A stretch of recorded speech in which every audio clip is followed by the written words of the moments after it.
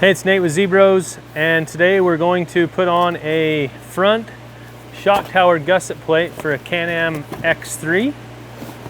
This will fit on the 64 and the 72-inch cars, so it's pretty simple. What is going to come in the box is your billet replacement shock tower brace, and this is obviously a lot cooler than the factory one and stronger, so get the benefit of some good looks and some strength up here.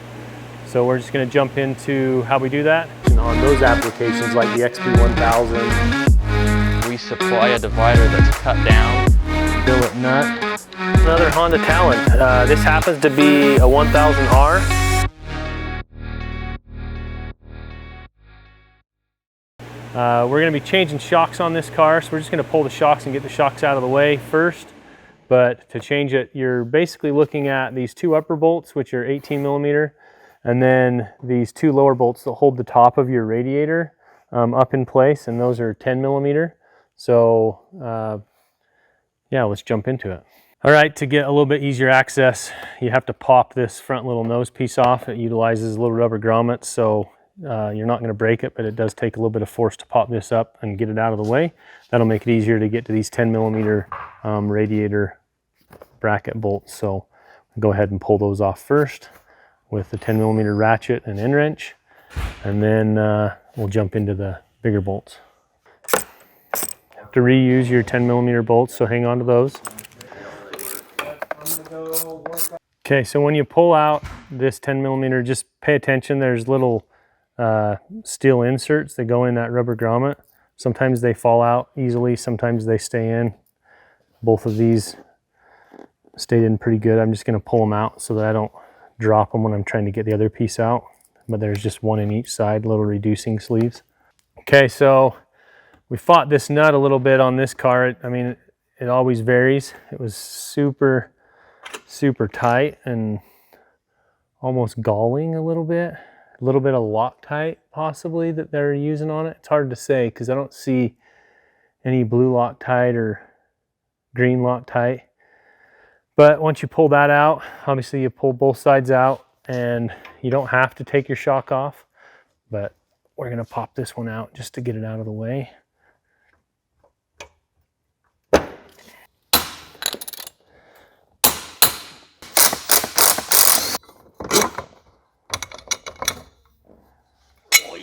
Okay, so here's the piece that we're taking out.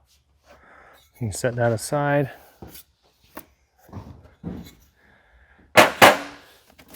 And here's the replacement piece, so it's just going to go right back in. If you want, you can hook up these 10 millimeter bolts first. You see it's slotted, so you can just put them in loose, and then we can kind of move it up and down as we put our shock back in to put our upper bolts through. Put our little bushings back in, and just reusing the factory hardware.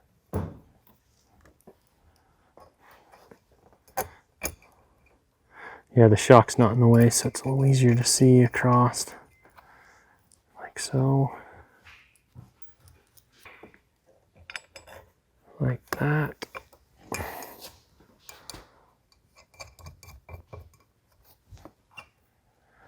I'm just going to leave that loose. Probably just snug it up a little bit so that it's not floppy.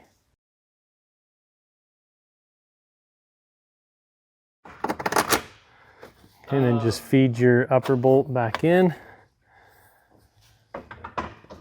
Doing an install?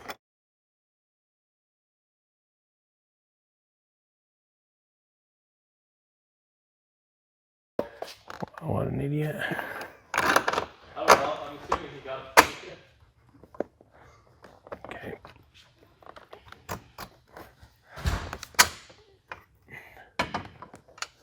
Okay, now we're just going to come in with our 18 again and tighten these up and torque them to factory specs.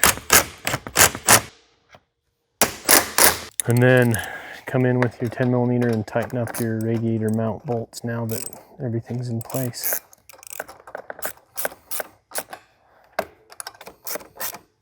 And that's it. Your shock tower is now installed. Don't forget to put your hood back on. Done deal.